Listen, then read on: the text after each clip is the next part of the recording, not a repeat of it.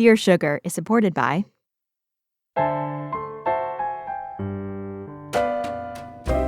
The universe has good news for the lost, lonely, and heartsick. Sugar is here, the both of us, speaking straight into your ears. I'm Cheryl Strayed. I'm Steve Almond. This is Dear Sugar Radio. Oh, dear song, won't you please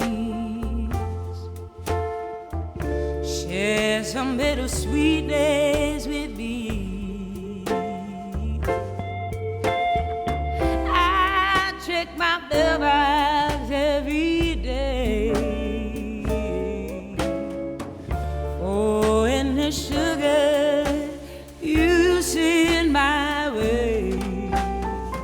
Dear Sugars, I don't even know where to begin. I've been caught in a 19-year battle with time, and it's just now finally subsiding. I was brought to the U.S. as an 11-year-old and became an undocumented immigrant. I had nothing to do with the decision to be in this country, and it has shaped absolutely everything about me. I am now 30 years old. I understand it may not seem that traumatic, but it is so alienating, so vastly confusing, and in some ways so tremendously dehumanizing.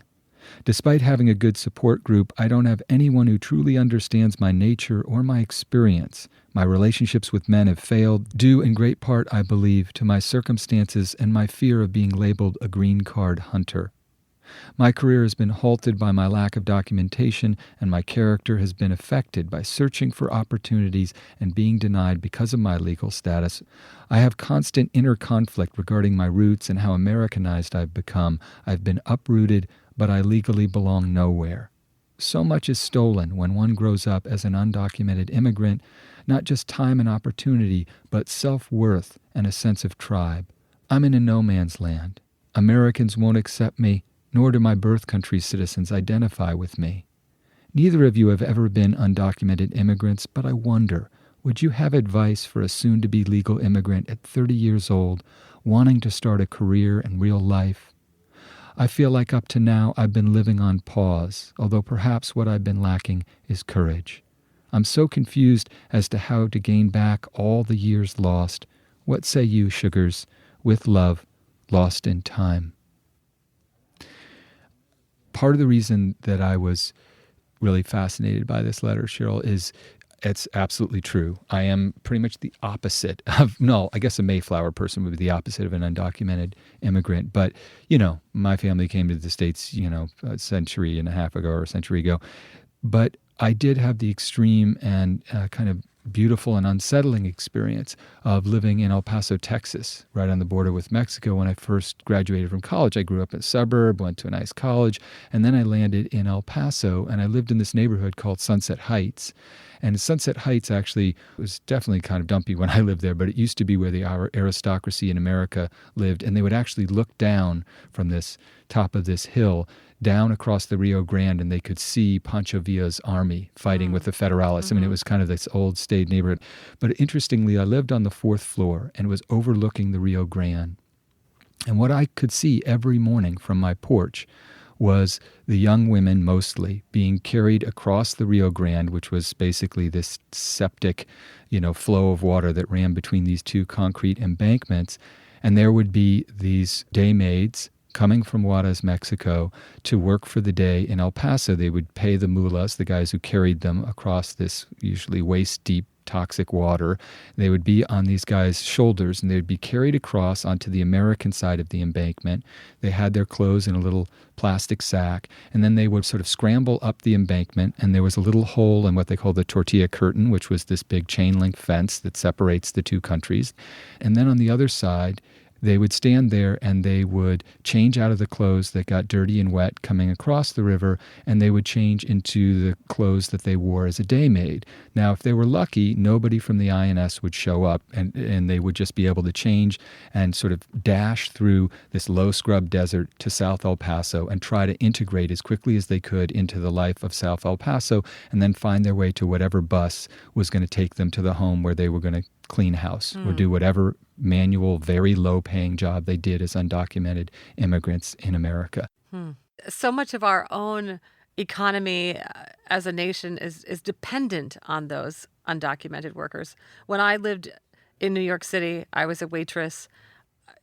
I don't think that there was one busboy or cook, except for maybe the head chef, who wasn't an undocumented worker. They Right. were all of these men from Guatemala and Mexico. Right. And, they were undocumented when INS came in or any kind of inspection came in. They would run out the back door. I was asked as a waitress to grab a spatula and go stand back by the grill and pretend that I was the cook. Right. That It's is like the actu- open secret of our country. And Lost in Time, the piece of it that I want to really express is that we feel your pain. Your sorrow is not only palpable, but justified and understandable. It's true that Steve and I haven't shared your experience, but I have no trouble imagining why you would feel lost in time. That's right. You are in a dislocated state. You are profoundly dislocated in every possible way. You are a stranger in a strange land, a person without a country. And in fact, I think it's good for us at this point to talk with Ruben Vives, who is a Pulitzer Prize-winning reporter from the Los Angeles Times, writing a brilliant investigative series on Bell City, California, and the corruption of that small town. But more importantly, I think can speak directly to the experience of being an undocumented immigrant.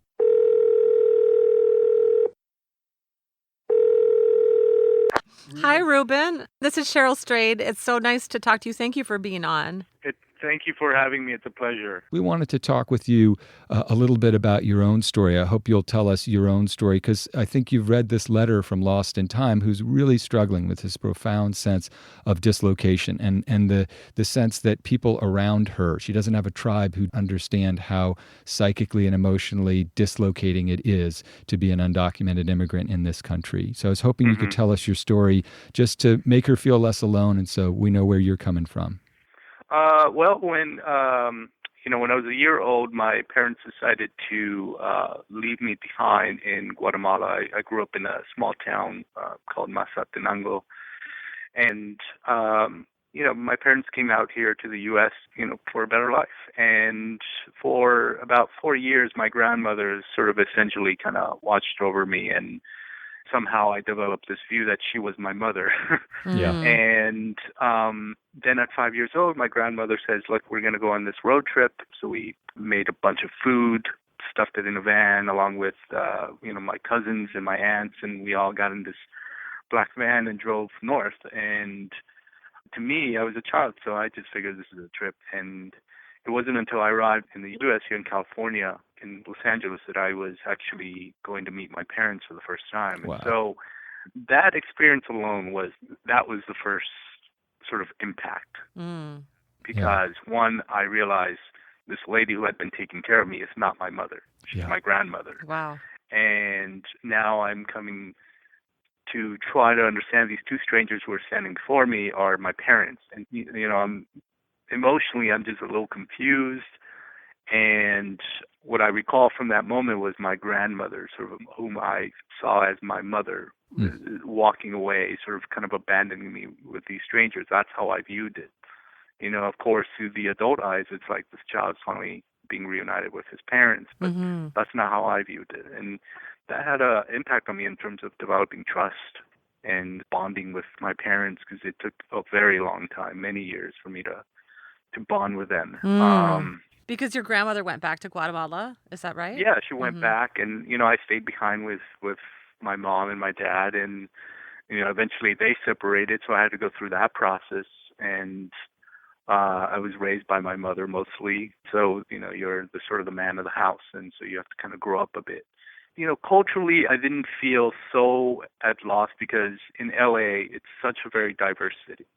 And you can grow up in LA and you can still feel like, okay, so I may be in a different country, but there's people who look like me, there's people who talk like me, and there's people who I at least feel comfortable around.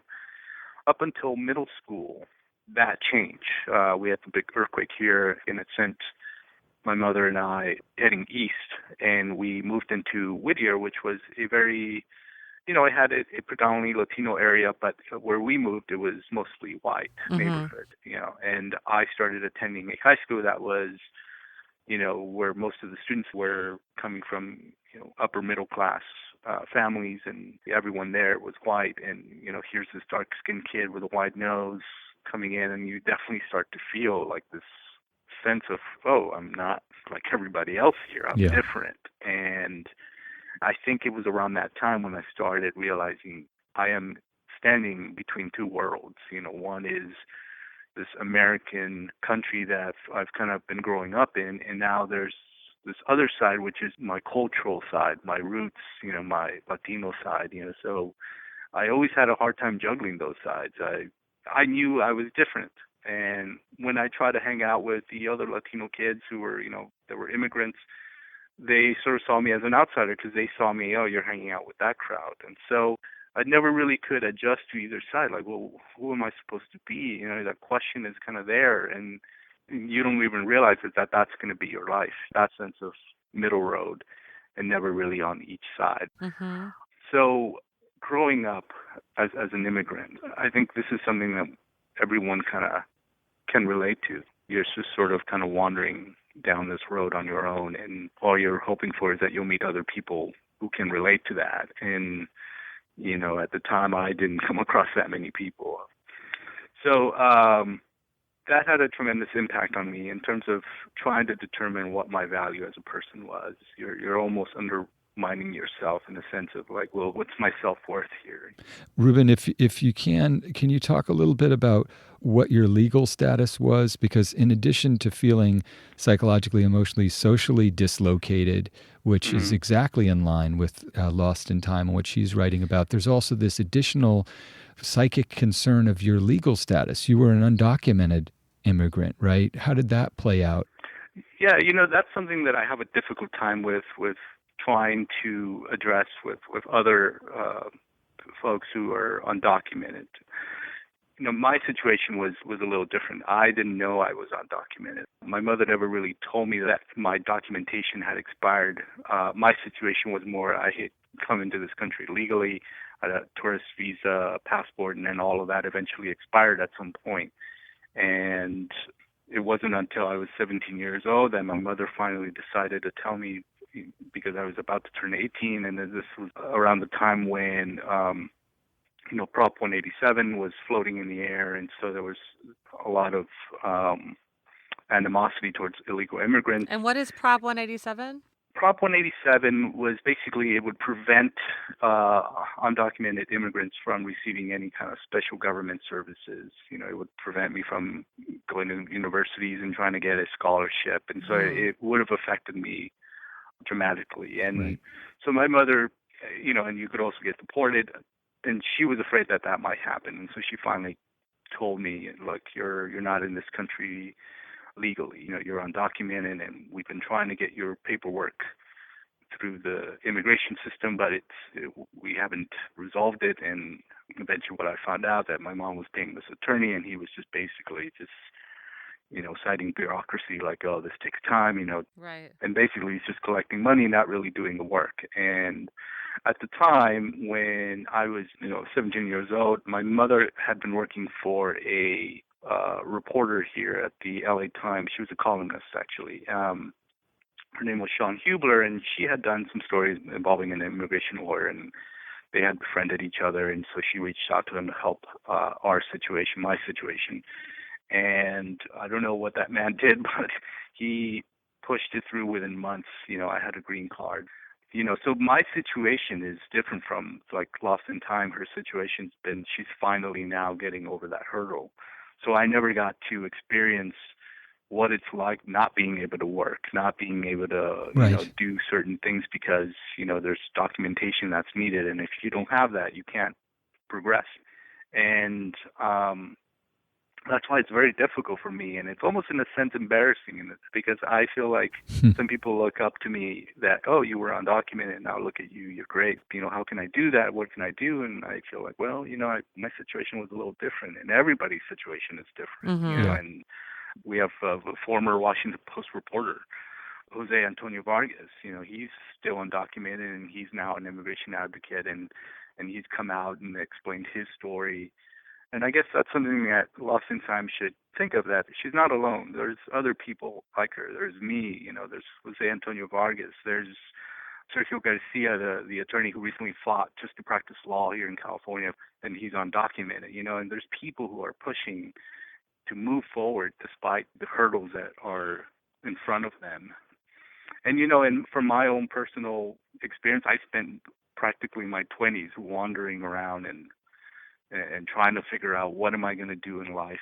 What do I want to become? And, it wasn't until I was 31 years old that kind of changed for me. I started finally realizing I want to be a journalist. I want to make a difference in the world. It's interesting. I wonder, that feeling you describe, Ruben, of being in between two worlds. How have you contended with that? Because I think Lost in Time is sort of struggling also with that feeling of I'm living on pause. That's the way that she puts it. It's obvious that you found your place at the LA Times and as a reporter, but what was the middle passage between somebody who's in high school feeling between two worlds? The exact same experience, actually, that Lost in Time talks about. Yeah. Look, it takes time. I still think of some of my most embarrassing moments when I came to this country. For instance, in elementary school, I remember I peed in my pants because I didn't know how to ask the teacher, may I go to the bathroom in English. Mm-hmm. That was humiliating.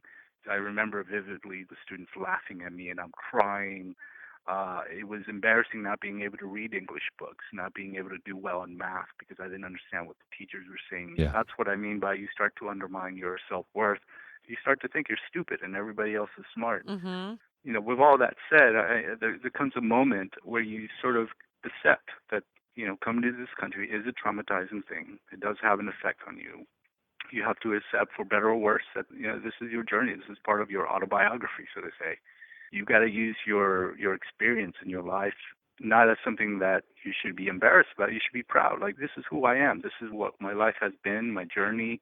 And, I'm going to use that to my advantage. And I do use it to my advantage in my career. I go out and talk to folks who are living in these poor neighborhoods who are immigrants who speak Spanish. They're afraid of speaking out because they're undocumented. And I, connect with them. And I say, look, I understand what you're going through. And it brings more value to me here in this job. And that's what it's going to do for her. Yeah, I think that, Ruben, you make such a beautiful point, really, when we sort of accept that our journey, our lives, are full of beauty, but also sorrow and struggle. And to remember, the intention with which, she was brought to this country because her parents wanted a better life for themselves and for her. Her letter, Lost in Time, sounds so sad and despairing. And maybe part of what we can give her today is asking her to go back and remember that journey was begun with hope. And so that, it's her work to live out that hope, I guess, to be the woman that her parents wanted her to be and raised her to be and hoped she would be. Yeah. Lost in Time's talking about how do I gain back all the years I lost. But in fact, all of those years, what Ruben's saying are what make you who you are. The parts that are hopeful and full of opportunity and the parts that are traumatic and completely dislocating. You can't disavow that past. Ruben's absolutely right. You shouldn't live in it. But those aren't lost years. Those are her years. Right. And I think, Ruben, I loved hearing your story and to know now that you're this Pulitzer Prize-winning journalist. You go talk to kids in schools, and all of that good stuff in your life was born of all of that struggle and hardship. Yeah, definitely. And it wasn't just mine. It was my mother. She struggled. It was watching her. She became mentally ill, and I had to take care of her. I had to drop out of college. I had to put my life on pause to help her back for what she had done for me. She's taking care of me, and so I spent a few years taking care of her while juggling a full-time job, taking care of my young sister. And it was a very difficult time in my life back in my mid-20s. It was very difficult. And God, I remember thinking, I'm going to drown. There's no way I'm going to come out of this. And there was a little voice in me that said, like, no, you got to keep pushing forward. Like, everyone is struggling. Everyone has something that they have to overcome. And that's how Lost at Time should see it. She's been on the bench for all these years. And guess what? She's been called to now step in and play the game with the rest of us. And, she needs to see it like, okay, it's time for me to play, time for me to show them what I can do. And just look back at your life and say, God, I can't believe I survived all of that. I can't believe I went through all that. And now here I am. And it's like, who knows what's ahead? It's beautiful. I think it's so true. And it's true. This is the part where this becomes universal because, of course, in this case, Lost in Time is talking about the struggle of being an undocumented worker, the particular pain of that. But really, Ruben, what you just said applies to so many people in so many different situations. Right. People who feel beaten down by whatever burden they have to bear. And the fact of the matter is we just have to figure out a way to bear it. Yeah. What's so remarkable about your story in particular is, as I see it anyway, you saw this immigration lawyer basically kind of scamming your mom. And, that is the seeds of what years later you would remember and act on when you saw people in Bell City who were being ripped off, essentially. Yeah, that did have an effect on me when I was out reporting. I would talk to people and I would talk to them about their property taxes, and they were paying the second highest property taxes in the county here in LA. And I mean, how to describe that is that a homeowner in Beverly Hills was paying less in property taxes than a homeowner in this tiny town of Bell that no one really had heard of. There was a man who told me that he had to force his teenage daughter to get a job because he couldn't afford to pay for the property taxes himself. And it reminded me a little bit of myself. Like, I had to step in and grow up right away to help out. And I just felt like, in this case, she didn't have to do that. But she did because of the situation that the city had put the citizens in. So yeah, it does affect you for sure. Ruben, one of the things that you mentioned when you were telling us about your childhood and those years when you were first in the United States is how alone you felt, that there was one side and the other and you were in the middle of it. And one of the things that Steve and I have talked a lot about on the show is what a great consolation books can be, literature can be. And Yes. I just wanted to myself also name a couple of books that might be, great for lost in time to read, just to Yes. see herself on the page, to see that there are people who recognize her experience. Two books that come to mind for me, fairly recent books that I loved. Christina Henriquez's novel, The Book of Unknown Americans, beautiful book. And my friend, my dear friend Salvador Plasencia, wrote a novel called The People of Paper. He also came to the United States. He came from Mexico when he was a young boy. He just really wrote to this experience. He actually grew up in Whittier, too, as it happens. When I think about the great books, I thought, well, V.S. Naipaul. I mean, it doesn't need to be people coming from Mexico or Central Exactly. America. Graham Greene was writing about narratives of Yes. cultural encounter all the time. That's part of the essential project of great books, is to write about people in passage, literally. So, Ruben, thanks for taking the time to talk to us today. Absolutely. It's so beautiful to hear your story and also to see, for all of us, the intrepid work that you're doing as a journalist. Part of what you believe in is a fundamental part of the American experience. It's not the only reason people come here or even the main reason, but we do have a free press and you're a big part of that. And I just think it's amazing what you've done, the work you do. And, and I just wanted to add one more thing. One of the things that stood out to me from Lost in Time in her letter was sort of how she feels culturally sort of conflicted. Yeah. And, I'll be honest, that's something that I still struggle with today. For me, in terms of cultural identity, here's an example. When people ask me, what's the cultural dish of Guatemala? And I say, I don't know. Wow. It's such an embarrassing thing to acknowledge that I don't know.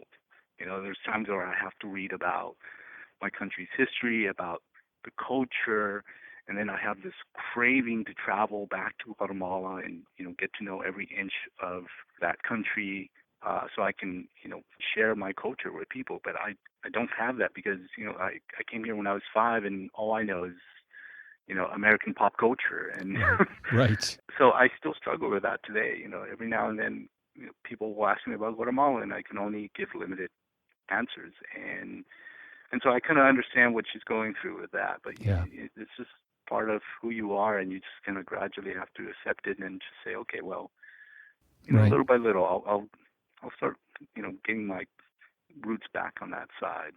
But right now, I'm here. That's right. Yeah. Well, thank you so Thank much, you, Ruben, Ruben. for talking with us. Sure, no problem. Thank you for having me. I really Right. appreciate it. Take Take care. care. Bye-bye.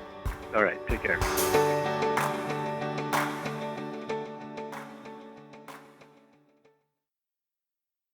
So I mean, what he talked about, which is so important for you to hear, Lost in Time, you have to show tremendous patience in the face of persistent doubt. This is a guy who still struggles with doubt, but it's his engine. That is the fate of the exile, undocumented worker in this country or all across the globe as populations continue to migrate, mostly for economic reasons. People are living cleaved lives, and there's nothing that you can do to undo that. So Lost in Time, we have every wish that you will realize that there is a tribe all around you. Yes. And these feelings of dislocation are very real, and the stuff you're up against are very real. But those years that you spent are not lost years. Those are your years. They are not lost. They are not wasted. They are the things that will propel you forward. Those lessons you learned, those experiences you had, those feelings you put into the letter you wrote to us, those will be really profound engines of what's to come. They will inform the way